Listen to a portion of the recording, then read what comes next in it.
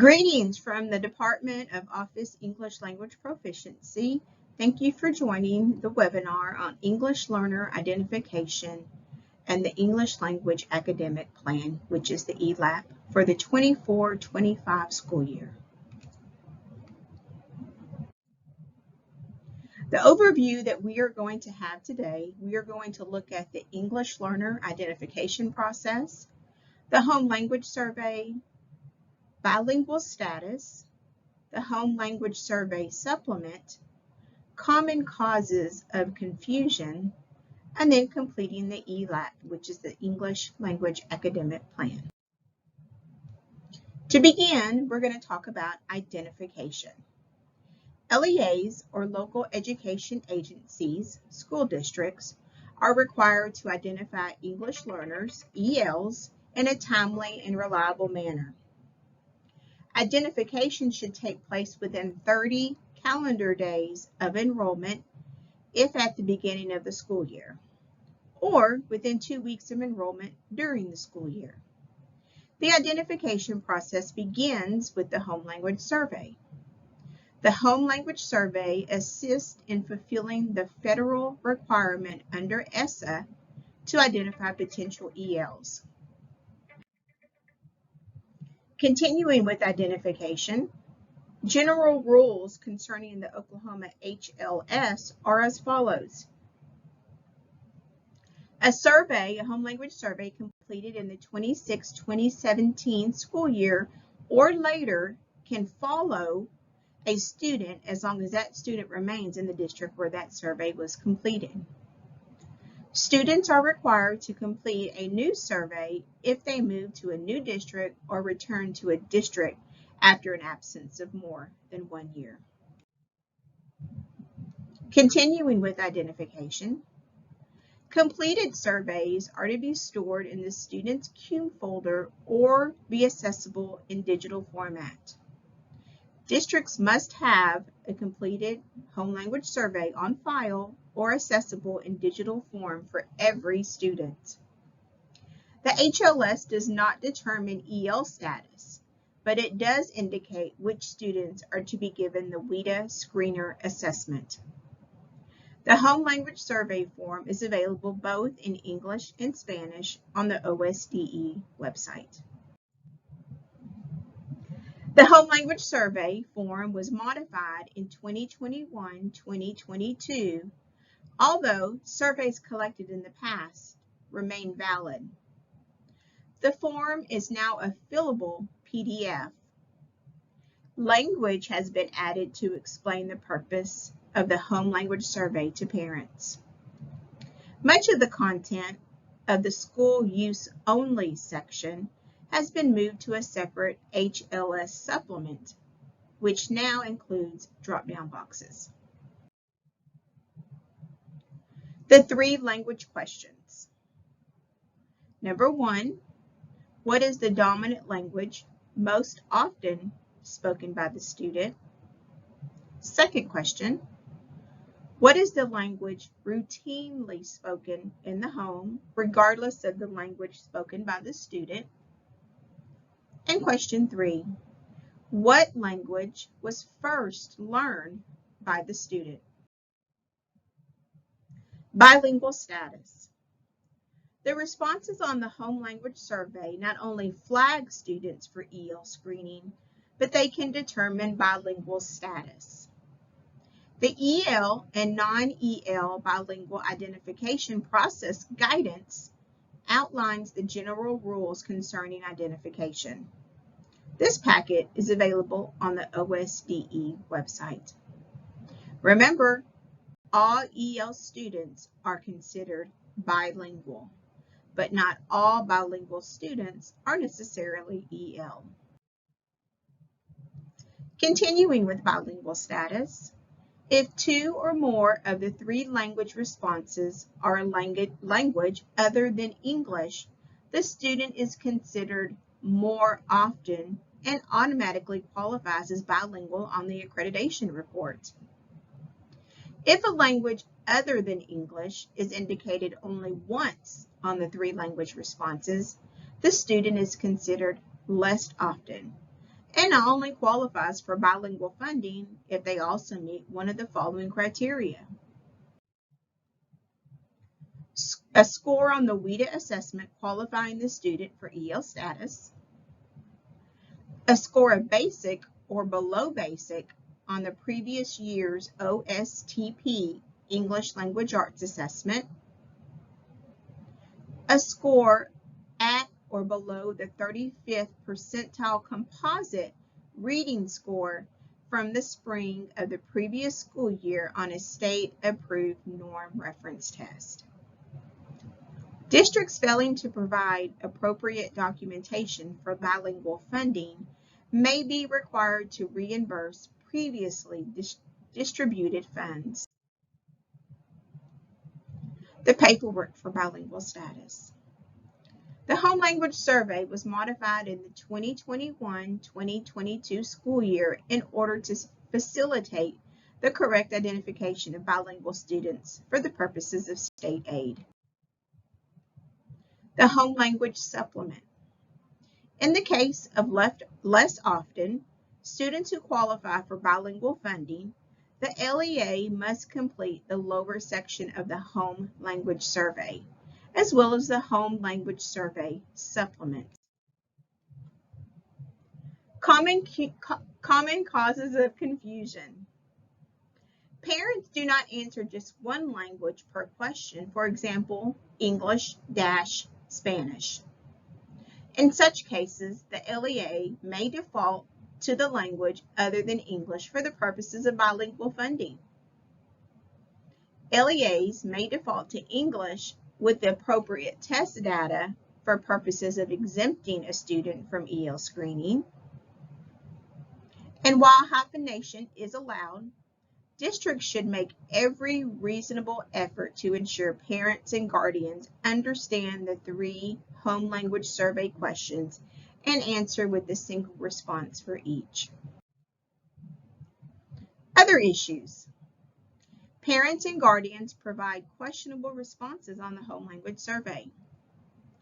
For reasons beyond our control, parents may feel the need to provide responses on the HLS that do not accurately reflect true linguistic status of the student. In situations where the HLS changes for a current EL student, the new HLS has no effect on a previous classification of EL. Note, the issue and attach the new home language survey to the previous home language survey. This also applies to students arriving from another district with conflicting status and HLS responses. Note the issue and file in the home language survey in the CUME folder. Responses on the home language survey do not directly affect EL status. Only a WIDA assessment can classify a student as EL. Something to be aware of. Questions can also arise when parents of students formerly classified as EL submit a new home language survey changing all responses or 2 responses to English. This can end bilingual status for the student. In such cases, the only recourse is for districts to make a concerted effort to contact parents and ensure that the home language survey is truly representative of the student status. Completing the English Language Academic Plan, ELAP. The ELAP, in conjunction with the completed parental notification letter, fulfills the district reporting requirements for identified English learners outlined in the Title I of the Every Student Succeeds Act. Districts are required to provide the following information to parents of identified ELs. The reason for the identification of their child as an English learner and in need of placement in a language instruction educational program. The child's level of English proficiency, how such level was assessed, and the status of the child's academic achievement. how the program will help their child learn English and meet age-appropriate academic achievement standards for grade promotion and graduation. The specific exit requirements for the program, including the expected rate of transition from such program into mainstream classrooms and the expected rate of graduation from high school, including four-year adjusted cohort graduation rates and extended year adjusted cohort graduation rates for such a program if funds under this part are used for children in high school. In the case of a child with disability, how such a program meets the objectives of the Individualized Education Program, IEP, of the child, as described in Section 614D of the Individuals with Disability Education Act. The ELAP form is available on the OSDE website as a fillable PDF. The ELAP is similar to an IEP and should be developed by certified staff. The ELAP outlines basic student demographic information, testing data, educational goals, and accommodations for testing and learning.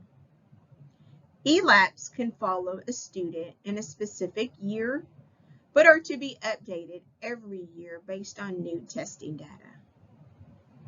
ELAP completion is mandatory and sample documentation is required for monitoring.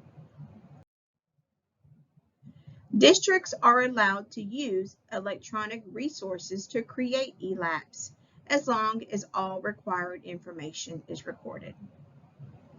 It is mandatory that parents be notified of the completion of an ELAP. Districts are expected to make a reasonable effort to ensure that parents understand their children's educational status. Parents have the right to opt out of supplemental services, although this does not change the student's EL status, nor does it exempt the district from facilitating and encouraging student learning. Section 1 is asking about student information. Section 2 is current OSTP or norm reference testing assessment information. Section 3 is an initial identification ELP assessment score. Section 4 is current annual ELP assessment scores. Section 5 is the English Language Development or ELD goals. The ELD that we use are WIDA can-do descriptors, which are available on our website. By the end of each of the given levels of English language proficiency, English language learners can.